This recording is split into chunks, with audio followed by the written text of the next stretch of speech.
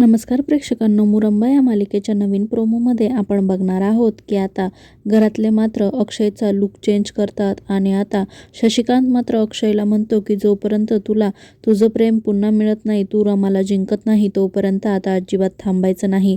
आणि आता आरोहीसुद्धा त्याला मदत करत असते. अक्षयचा मात्र आता नवीन लुक आलेला असतो आणि अक्षय छान असा लुक तयार करून मस्त बाईकवर बसून आता रमाच्या मागे गेलेला असतो. इकडे तो जोरजोरात हॉर्न वाजवत असतो तेव्हा रमा खूपच वैतागते आणि अक्षयने हेल्मेट घातल्यामुळे ती त्याला ओळखू शकत नाही. जोरातच ओरडू लागते, तुमच्या रिकाम्या हेल्मेट आणि डोक्यासारखे काय गाडी घेत फिरत आहात, काय कळतं आहे की नाही तुम्हाला, असं ती जोरात ओरडून बोलते.